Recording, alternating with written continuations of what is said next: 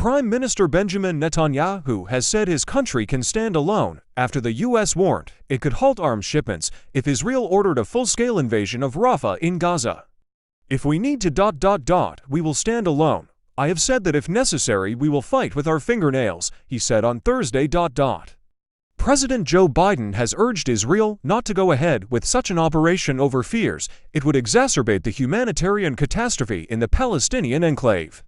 On Wednesday, he said the United States would not provide offensive weapons for a Rafah offensive, raising pressure on Netanyahu.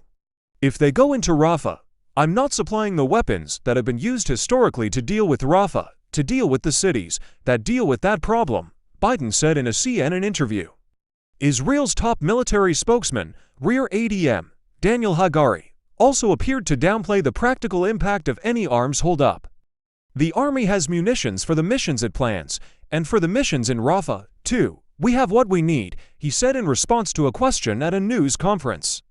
Israel has repeatedly threatened to invade Rafah, where some 1.3 million Palestinians, over half the population, have sought refuge.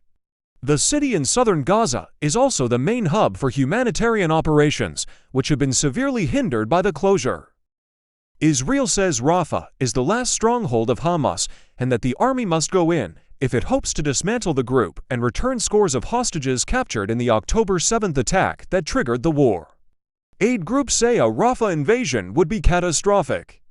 The UN says most of the territory's 2.3 million Palestinians suffer from hunger and that northern Gaza is already experiencing full-blown famine. Even the limited operation Israel launched earlier this week, in which a tank brigade captured the Gaza side of the Rafah border crossing with Egypt, has thrown humanitarian operations into crisis. It also complicated what had been months of efforts by the US, Qatar, and Egypt to broker a ceasefire and the release of hostages. Hamas this week said had accepted an Egyptian-Qatari ceasefire proposal, but Israel says the plan does not meet its core demands. Several days of follow-up talks appeared to end inconclusively on Thursday. The war began with Hamas' surprise attack into southern Israel, in which it killed some 1,200 people, mostly civilians, and took another 250 hostage. The militants are still holding some 100 captives and the remains of more than 30 after most of the rest were released during a ceasefire last year. The war has killed over 34,800 Palestinians, mostly women and children, according to the Gaza Health Ministry.